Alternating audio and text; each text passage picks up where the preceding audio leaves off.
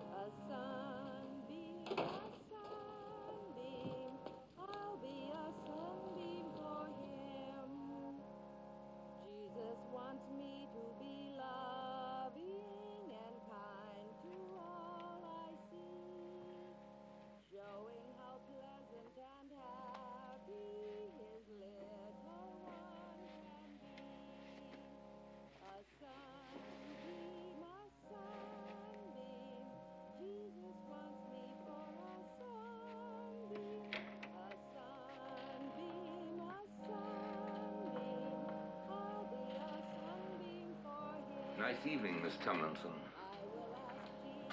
Yes, it is, Mr. Freitag. Mrs. Appleby is in rare voice tonight. Yes. It's good to have you home again. Feeling better? Yes, thank you. Susan was a lovely girl, and so young to be taken. What? What? Great grief is a divine and terrible radiance which transfigures the wretched. The burden of your grief can be shared. Please call on me if I can help. Oh, you're very considerate. But I'll be all right.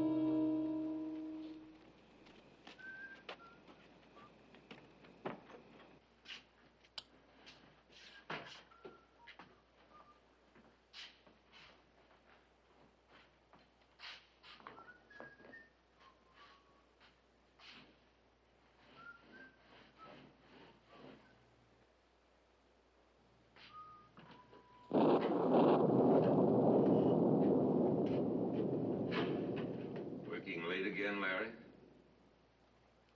Yeah. Keeping these old hulks in the water is a full-time job, I imagine. Mm-hmm. Your aunt's fortunate having you to work for her. Somebody's got to take care of this place. She's a widow, and these boats in her house are all she's got. Yes, but most boys your age would rather be out roaming the streets. You're to be commended, Larry. Believe me. I'm a teacher. I know something about boys. I know how they squander their time. You want something, Mr. Freitag? I make you nervous watching you work. Nobody makes me nervous. How old are you, Larry? 20? Graduate from high school? Sure. Plan to continue your education? Go on to college? I hadn't given it much thought. You were seeing quite a lot of Miss Tomlinson's young sister before she was drowned.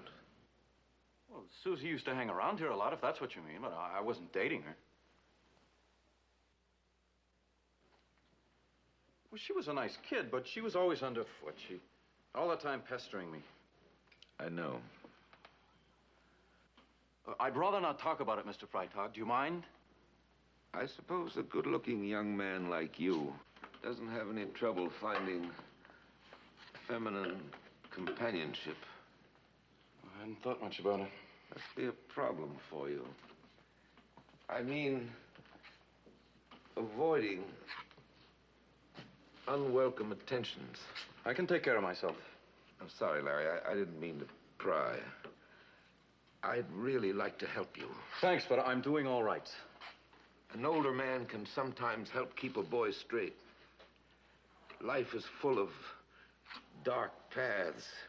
It's so easy at your age to lose the way. Many temptations come our way.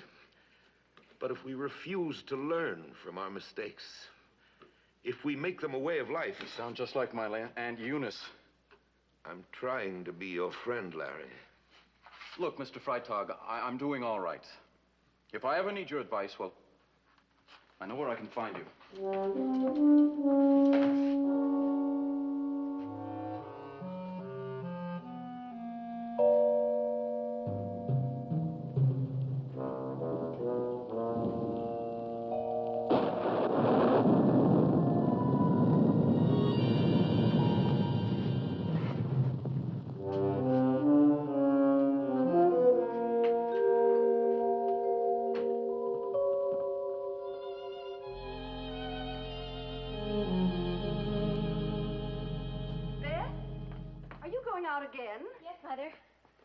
Hoped you'd help me with the arrangements for the garden party.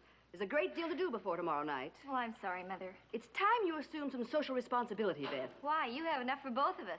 Don't be insolent, young lady. I'm sorry. You should be. You should also be sorry for the way you look.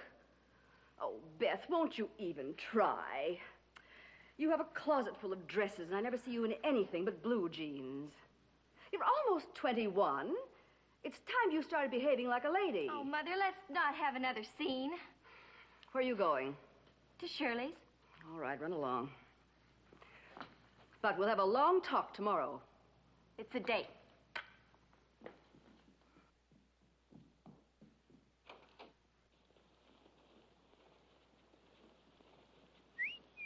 Hi, kitten. Uncle Florian, what are you doing out of bed?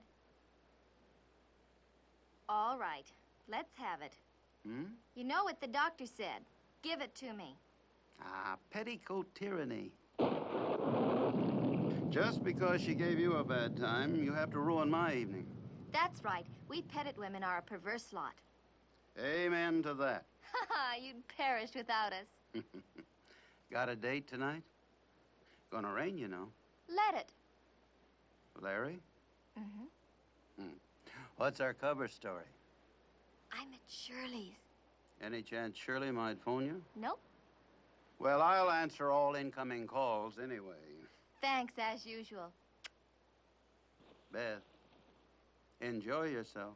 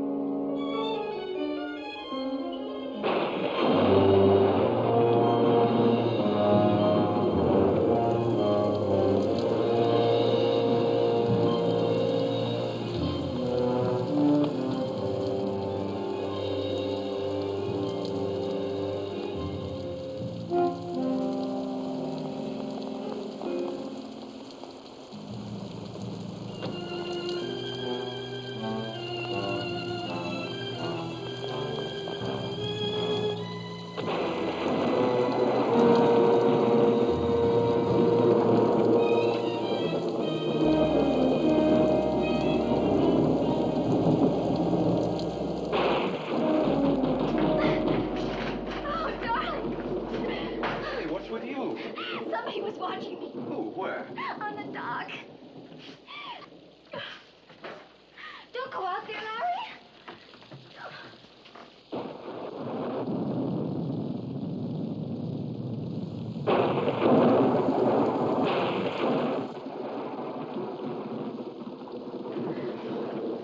You and your wild imagination. Larry, I saw somebody. There was nobody out there. You probably saw those nets waving at you.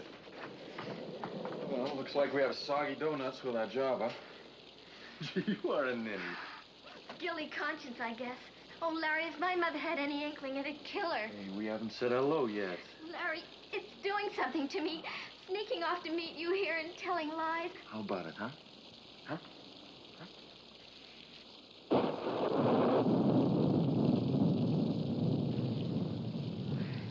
Hello.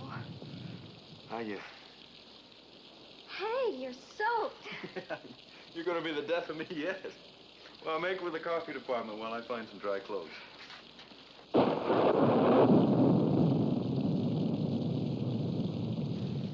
Do you remember that high school teacher I told you was renting from Vita Tomlinson?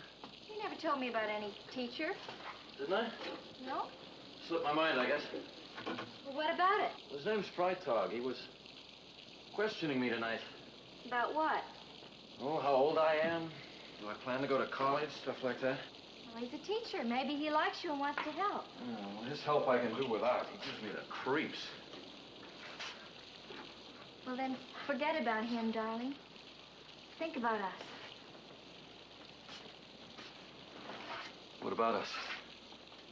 Well, for a start, I love you. That's only the half of it. As soon as I find somebody to help Aunt Eunice, we're going to get married. Right? Right. And we're going to leave this place together, right? Right. Okay. Tomorrow's my day off. And we're going on a picnic. To Rainbow Lake? To our Larry. favorite Don't. spot. Larry.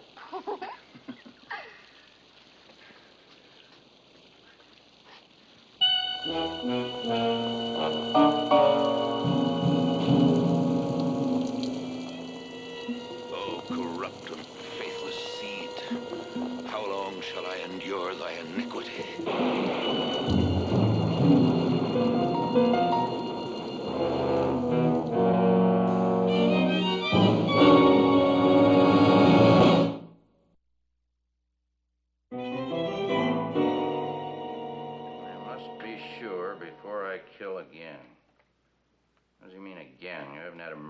here since Prohibition. What about Toby Cantwell? 4 people saw Opal Johnson shoot him. I mean, an unsolved murder. Oh. Unless maybe he's talking about Susie Tomlinson. Now, you know the coroner ruled that an accident. I didn't buy that then. I don't buy it now. Look, you're hired to keep the peace, not to stir up more trouble. Bill, we try to solve crimes, not cover them up. This is a summer resort. The tourist trade here keeps the natives alive all winter. And no elected official is going to hand down a verdict that's going to scare off the tourists, especially if not a single shred of evidence. What about this? Some crank. Maybe. Maybe he's a murderer. Only a psycho could write a letter like this. Someone who reads his own corruption into everything he sees.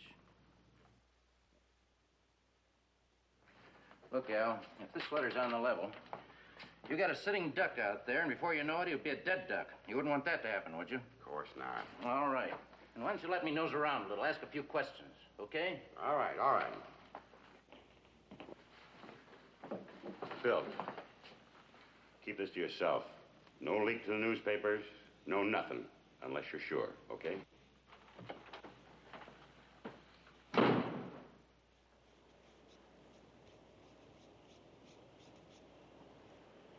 Telephone, Edith.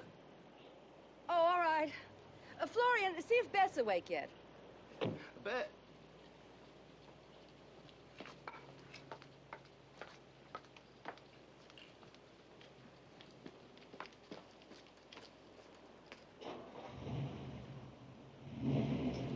Morning, kitten. Where are you rushing? Larry and I are going on a picnic. Your mother's going to be furious. That's news? Beth, your mother and I had a long talk last night after you left. I can guess who did the talking. She's heard rumors about you and Larry. She's thinking of packing you off to the city. She wouldn't. You know that she would.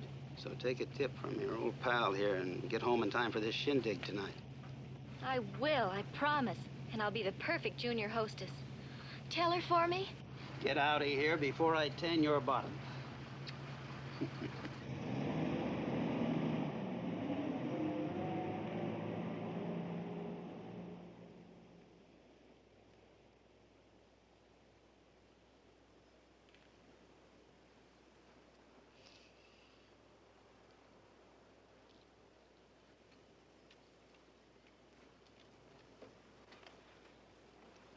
I heard you had a breakdown after it happened.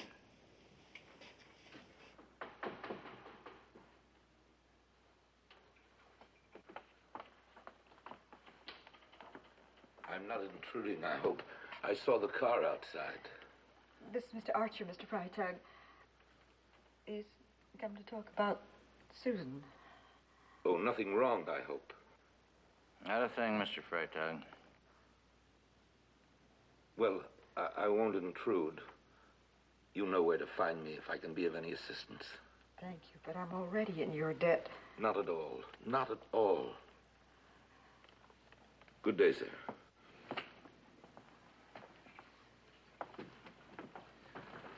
Miss Tomlinson, I'm not here to hurt you any more than you've already been hurt. That sounds trite, doesn't it?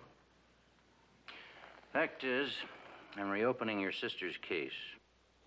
Why? Because I'm not satisfied with the coroner's verdict. Why aren't you satisfied? I've made some inquiries about Susan and her friends. Among other things, I learned that Susan was an excellent swimmer. Susan slipped and hit her head on the dock. She was unconscious when she fell into the water. You don't really believe that? I have no reason to disbelieve it. Why do you ask such a question? Miss Tomlinson.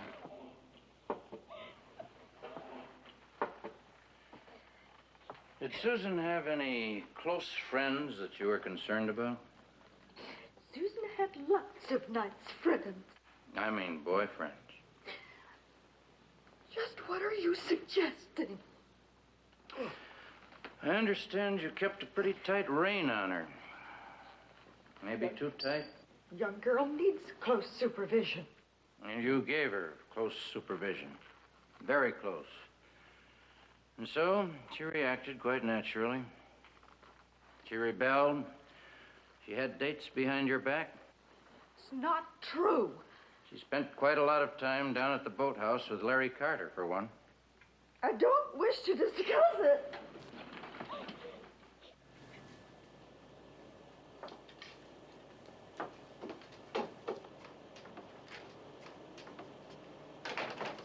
Now, why do you suppose they're pestering that poor dear again? I don't know. Oh, it's Tuesday again, I see. Well, you told me if I worked weekends, I could have Tuesdays off. I'll not go back on my Christian word, you know that, but I do think you're seeing too much of that Pettit girl. Well, who I see and how often I see her is my business, Aunt Eunice. I've noticed a disturbing change in you lately, Larry. You've been keeping bad hours. There's been talk.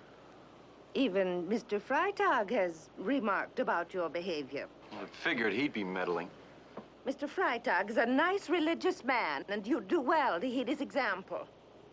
Pity he's only here for the summer. Yeah, ain't that a shame? Now, don't be surly, young man. I'm not being surly. Perverseness. Was there ever so much perverseness in the world? I better be going. Larry, Yes, ma'am. I don't mean to be harsh. I want you to have friends and good, clean fun, but you do have a responsibility. With your uncle dead, you're man of the house now. I depend on you. You understand that now, don't you? I understand.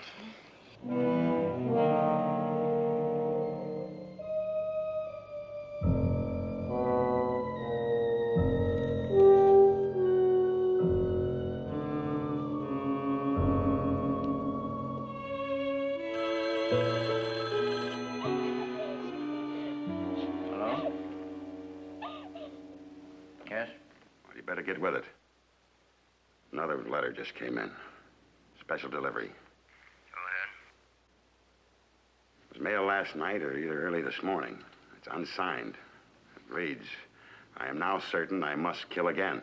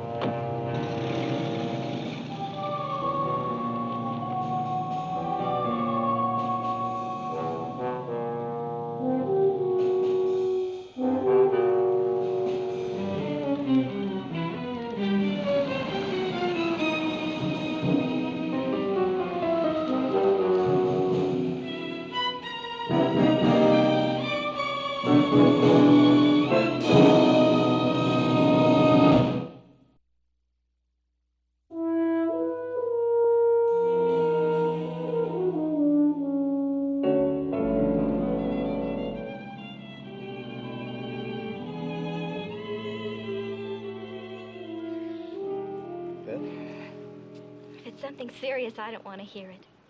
Everything's too beautiful. The sky has a fresh coat of blue just for us. We're making a big mistake, Beth. How? By not getting married right now. Oh, Larry. Well, why not? We could drive into the next state, get a license, and be married before morning. But what about my mother and your aunt? Tell her you're spending the night at Shirley's. Shirley will cover for you. No. I won't start our life together with a lie. Well, it's a little late to be fussy, isn't it? Well, I hope it isn't too late, Larry. Because I've decided to tell my mother all about us. What we have is too precious to spoil with hiding and lies. I'm going to tell her everything. Have you gone soft in the head? She'll never let you marry a guy with no parents, no real family. Except an aunt who spends all her time singing hymns and telling everybody what a good Christian she I'll is. have to take that chance. That chance. It's the only way. What you're saying is no. Okay, it's no, and that's the end of it.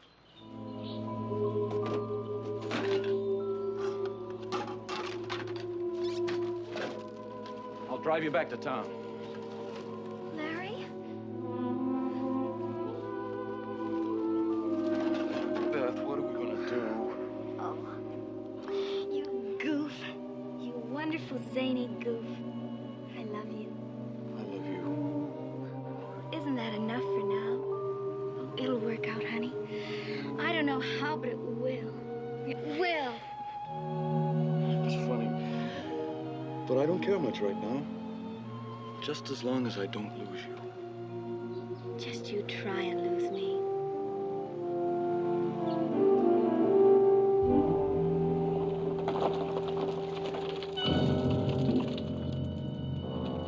Larry, there's somebody up there watching us. Who'd be watching us?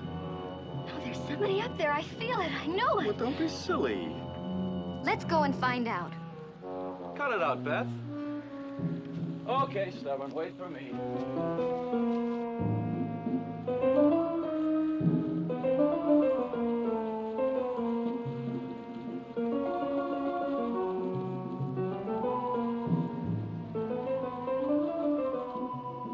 Nothing.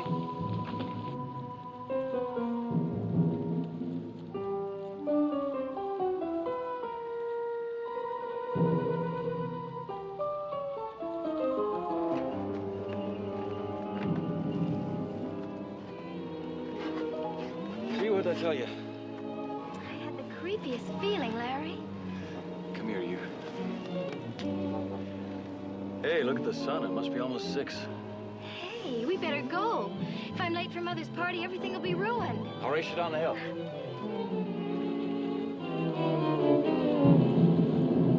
Ow! Are you all right? Larry, my ankle. Oh, how are we going to get back to the car?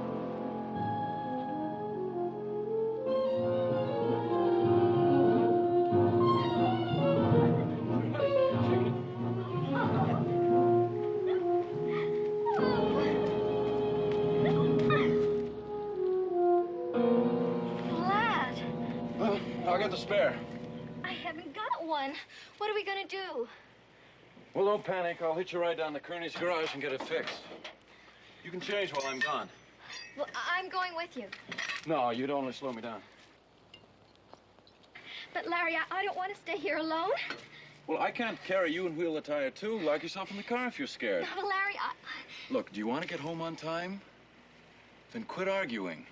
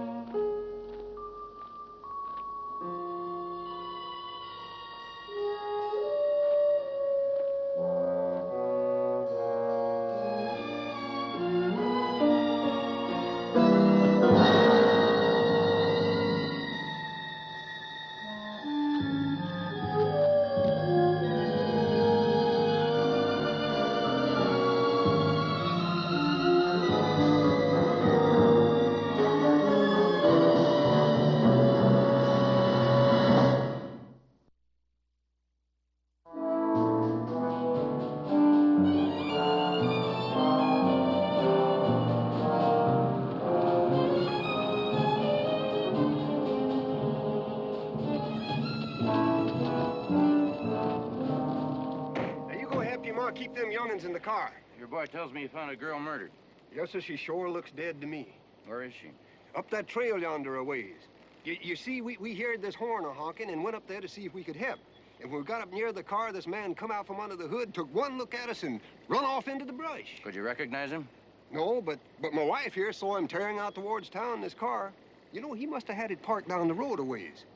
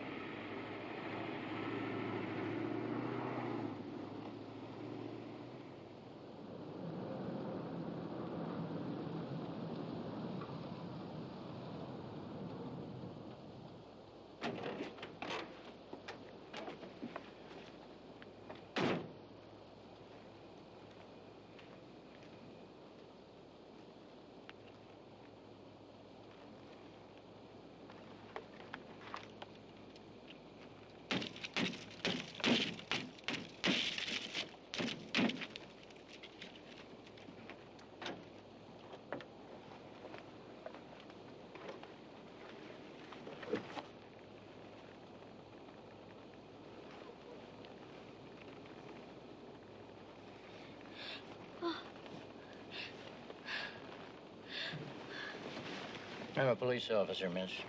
Are you hurt? No. I don't think so. What happened? Someone tried to kill me. Who? I don't know. A man. Larry left me, and I felt I was being watched. And then he was standing there. You're all right. Cry it out. You can tell me all about it on the way into town.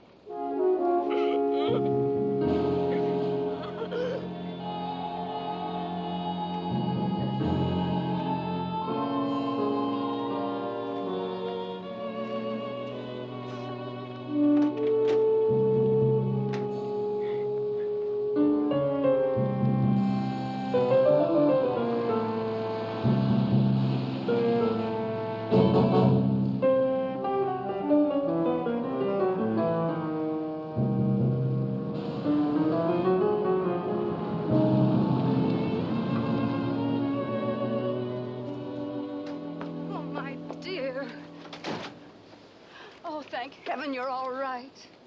I'm sorry I spoiled your party, Mother. Your uncle and I have telephoned everybody. We've told them you had an automobile accident. That's all they need to ever know. But something's happened to Larry, and they won't tell me what. I'll drop back later to talk to your daughter, Mrs. Pettit. Good night. Oh, officer. There's to be no talk about where my daughter was found. Sheriff Matthews and I have discussed it. Do you understand?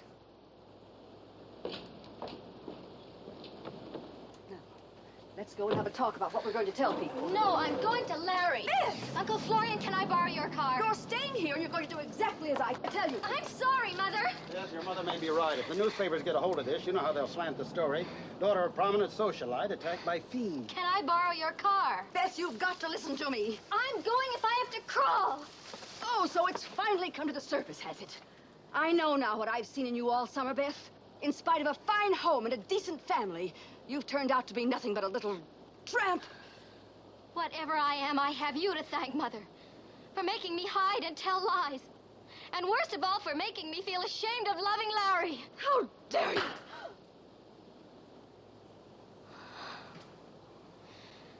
And thanks for that, too. Beth, wait. I'll drive you.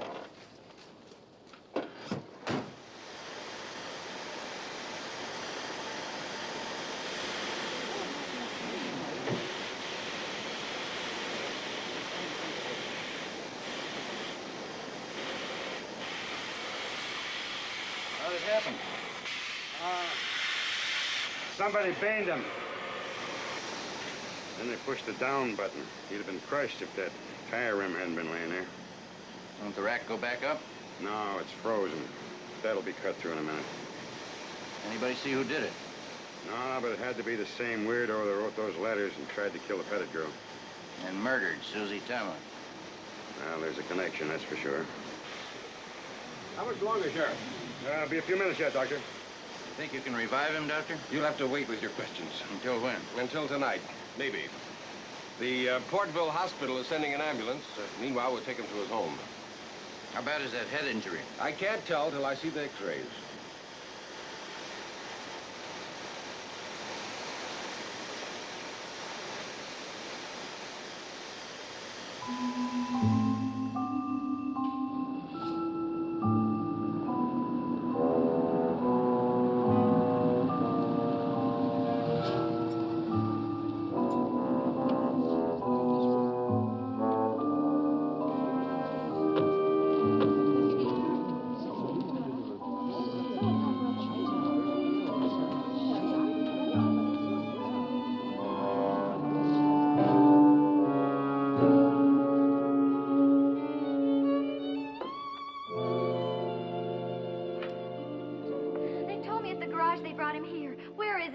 So you're the young miss that started all this trouble. Out of charity, I take in a homeless boy, and suddenly my house is filled with policemen and tramps. Now, just a minute. It's all right, Uncle Florian. I'm getting used to that name now. Well, listen to her. She actually flaunts the fact. Where's Larry? Upstairs in his room. But you're not going up there. Don't try to stop me, Mrs. Appleby. Unless you want a scene your neighbors will never forget. Oh, Beth, I'd better get back to your mother and try to square things for both of us. Phone me when you're ready to come home.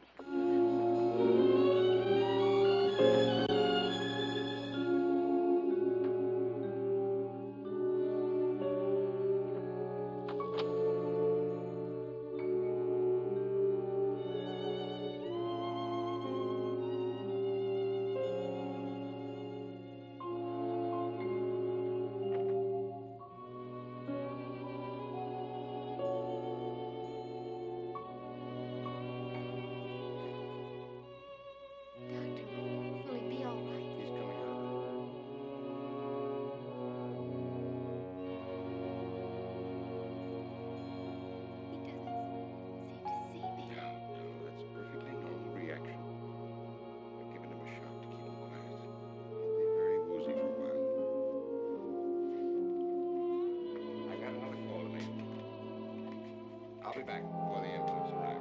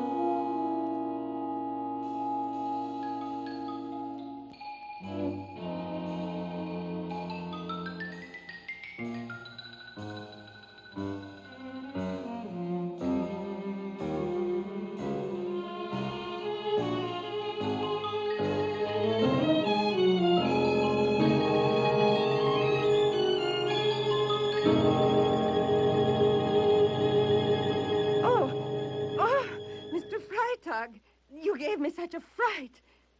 I'm so sorry, Mrs. Appleby. Why didn't you come in the front way? There's a policeman outside. I was afraid he wouldn't let anybody in the house. And I was concerned for you. Oh, how kind you are. Only the other day I was telling Miss Tomlinson how you've been taking an interest in Larry. I saw them bringing Larry home. What happened, Mrs. Appleby? You haven't heard? No, I just returned from Portville. Oh, it's all over town, Mr. Freitag. The shame of it. how I'm ever going to live down the shame. Some fiend attacked Larry at the gas station, and the girl he was out in the woods with, alone. She's upstairs with him now, the brazen little baggage. Even threatened to create a scene if I tried to stop her. After all I've done to that boy, this is the way he repays me. Have either of them been able to say who attacked them? No, but the sheriff told me the girl will probably remember what the fiend looked like when she gets over her shock. I see. Well, you'll have to excuse me now, Mr. Freitag. The doctor's given me a prescription to get filled for Larry. You're leaving them up there alone? Oh, dear. Could you Of course. I'd be glad to stay here and chaperone them. Oh, you're very considerate. All this trouble.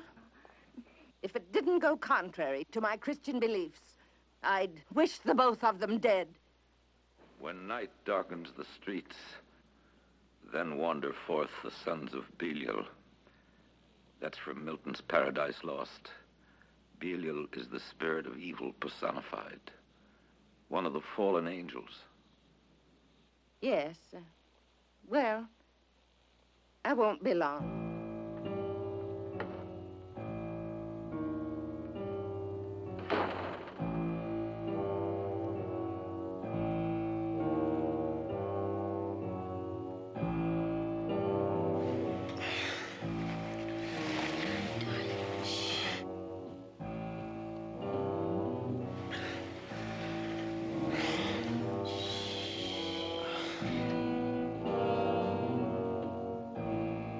Darling, we're together now. And nothing will ever come between us again.